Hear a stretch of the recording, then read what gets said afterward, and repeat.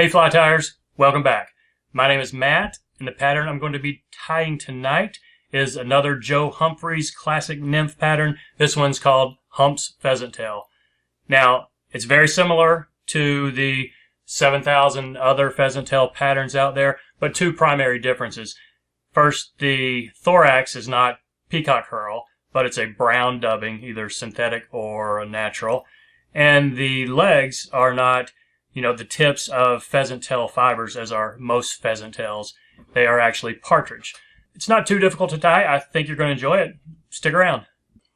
As always, I will explain the materials as I go and put the recipe in the description. So, first off, I've got a size 12 barbless nymph hook. It's a 2X long. This is about as big as you'd want to go with this one.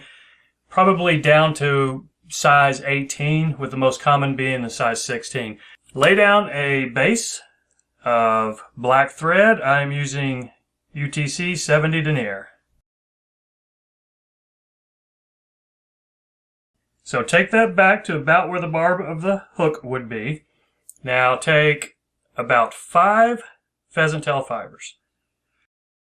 This might be another difference. The couple I've seen of Joe Humphreys pheasant tails had a pretty long tail, about a whole body length, and then a lot of the other ones were about 1/3 of the body length. So I'm going to kind of split the difference, make it a fairly long tail, but maybe not as long as some of the other ones I've seen.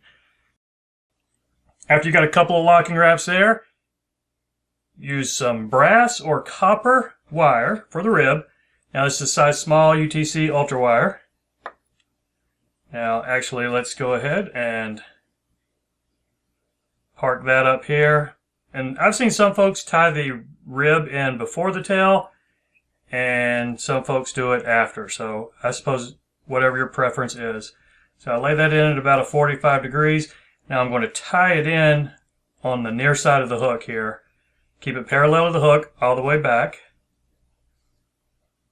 Now I will tell you why we put that on the near side in just a minute. Okay, now get your thread back up to the front, maybe the 2/3 point. That's about where we're going to stop wrapping this body. We've got our 5 strands of pheasant tail fibers. Just going to wrap these. Start off, let's see, I'm going to over and under, away from me.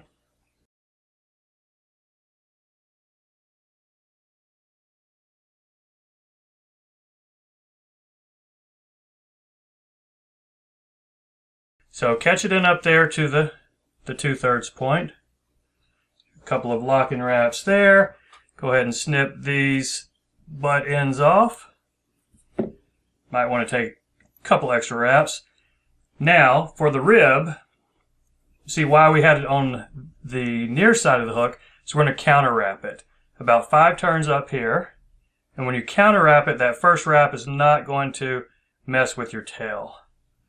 So there's 3, 4, 5.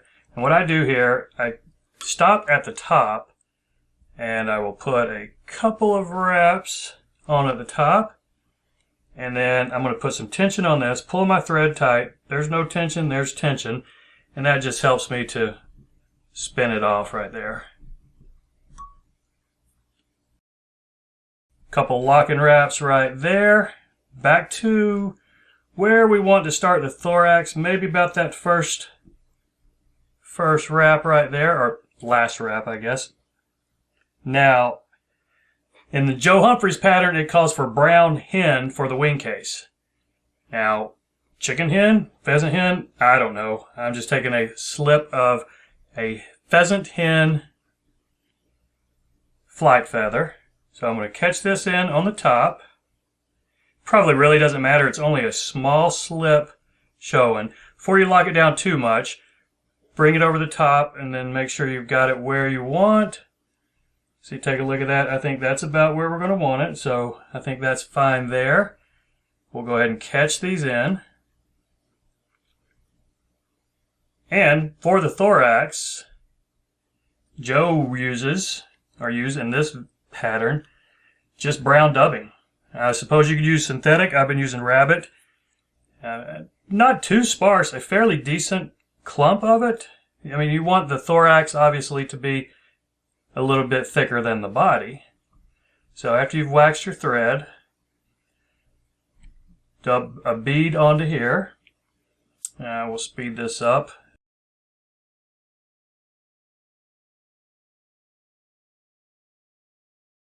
Okay, when you're happy enough with your thorax, take a couple turns back. So just take a small slip of partridge. I went ahead and prepared this when I cut out the V. I pulled out all the fluff off the stem and then cut the V notch out of the middle. Now just lay this in. Don't worry about the lengths just yet. Let's lay this in on the sides, and we'll put a loose wrap. Now it'll want to spin on you, so bring that back up. That's another loose wrap right there. And so take a look. You see I've got them on the sides right there. Those are obviously way too long. So I'm going to hold them on the sides, not tight, but just so they don't come into the top while I pull the lengths shorter to what I want here. So those are still a little bit too long. Let's do that just a little bit more. Okay. Now I like those lengths, that length right there. So I'm going to go ahead and put a locking wrap right there and then trim the front of this partridge. Did I call this pheasant a minute ago? I can't remember. I sometimes call pheasant partridge and partridge pheasant. Before we really lock it in, now we can use this Wingcase to help us position these, but you can do it with your fingers as well. So we've got them coming off the sides. Now let's pull this Wingcase over. So you take a look at that, and then just double check, make sure you've got your legs coming off where you want. I'm going to go ahead and, one wrap, check it again. I think we're good, so I'm going to go ahead and lock that in, lift it up, put one under it, and then another securing wrap on top. So reach in here and just cut that off about as short as you can get it before we build our head. I'm going to push these up there, these butt ends up just a little bit. How I'm going to finish this head is go straight back up to the eye and then build a ramp back up.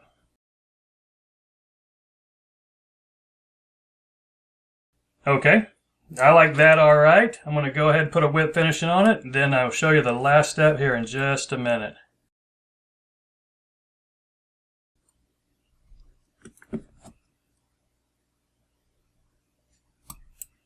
Might have a little bit cleanup to do. Some of my rabbits coming off the bottom right there. You can see that. Got a couple of whiskers up here on the top. Do they need to be cut or just pulled? We'll see. We can cut it. The final step on this, you could just put some head cement and fish that, but if you really want to make it durable, put a drop of head cement or UV resin. I've been putting a big dollop of UV resin on the top of this Wingcase, and whoa, that one just sunk down into the eye, so that'll happen. Now if you did put too big of a dollop of head cement on there or resin, just grab one of your spare feathers and pull it through right there before you put the torch to it. Now it'll harden up and your eye should be clear. Got a few whiskers up there we might want to clear, but I probably won't worry about it. I'll put it in my box just like this. So there you have it, folks. Joe Humphreys, pheasant tail nymph, slight variation of all the other pheasant tails out there. I appreciate you watching. Thanks again, and we'll see you next time.